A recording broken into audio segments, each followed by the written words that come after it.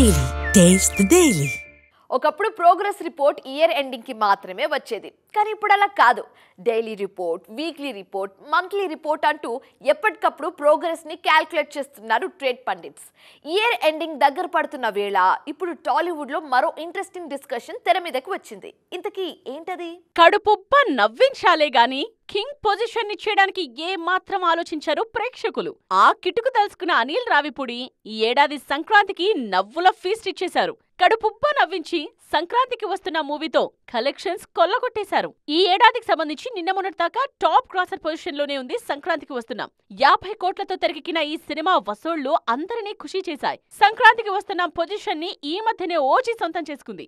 పవన్ కళ్యాణ్ నటించిన pan India cinema OG power star కి ఈ ఏడాది హరిహర వీరమల్లు పెద్దగా క్లిక్ కాకపోయినా ఆ లోటును తీర్చేసింది OG.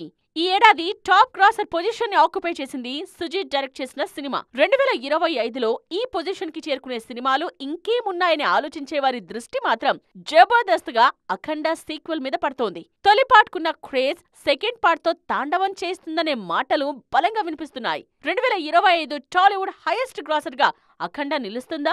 Let's wait and watch.